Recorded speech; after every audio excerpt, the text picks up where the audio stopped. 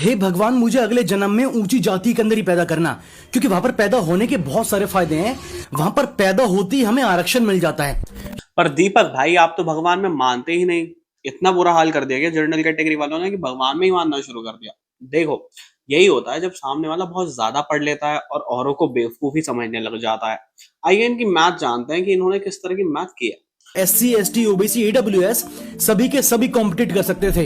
अब अगर सुदामा कोटा के 104 कैंडिडेट को ना भी जोड़ें तो लगभग जनरल कैटेगरी यानी ओपन कैटेगरी में 140 के आसपास कैंडिडेट्स केवल ऊंची जाति के हैं, जिनके सरनेम शर्मा, दुबे, पांडे, जैन है। और इस लिस्ट के अंदर भी मैंने कई सारे सरनेम्स को डाउट की कैटेगरी में रखा है, जैसे सिंह, कुमार, सोनी, चौहान।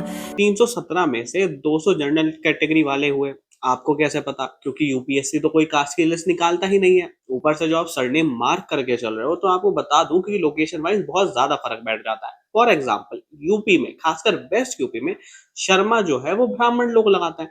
पर बिहार में कुछ लोग जो बढ़ाई का काम करते हैं, यानी कारपेंटर का काम करते हैं, वो शर्मा लगाते हैं और वो ओबीसी में आते हैं। तो भाई साहब, किस लॉजिक के हिसाब से आप ये सब मार्क कर रहे हो?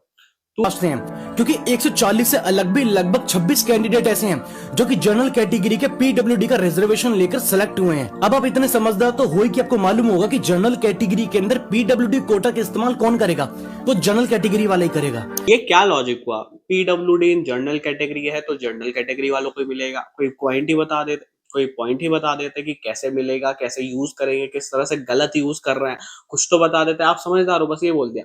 भाई साहब, पीडब्ल्यूडी इन जनरल कैटेगरी में तो सब आता है, एससी से लेके एसटी ओबीसी सब आ जाता है। तो फिर जनरल वाले कैसे इसको हासिल करेंगे? अगर SC ST OBC और सुदामा कोटा का 10% निकाल भी दे। और हाँ, ये क्या कह रहे हो आप? सुदामा कोटा, सुदामा कोटा मतलब अगर यही मजाक मैं करूं तो मेरे पे एससी एसटी एक्ट लग जाएगा। पर आप कर रहे हो तो ठीक है। आपके हिसाब से ब्राह्मणों का मजाक उड़ाना वो बहुत अच्छी बात है, क्योंकि वो गरीब ब्राह्मण है तो सुदामा कोटा वाओ।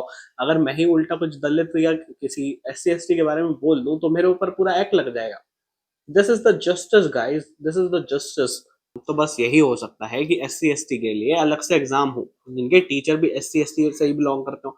आगे जाके जो पोजीशंस भी हो वहां पर भी वही काम करें, और जो जहां पर वो काम भी कर रहे हैं, जो लोग सामने से मदद करने भी आए या अपना काम करवाने भी आए, वो भी एससी एसटी से बिलोंग करें, ताकि इनको जस्टिस मिल पाए। दीपक भाई, जब आप भगवान में मानने ही लगे हो, तो बस जाते जाते मैं यही बोलूंगा कि ऊपर वाले से डरो, क्योंकि जिस तरह का आप प्रोपेगेंडा स्प्रेड करना चाह रहे हो वो सबको दिख रहा है।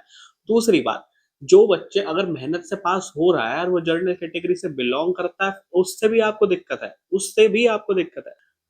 317 सीट खुली हुई है ना, कोई भी आगे पा सकता है। एससी एसटी हो, ओबीसी हो, जनरल कैटेगरी हो, आप क्या चाहते हो? जनरल वाले मर ही जाए?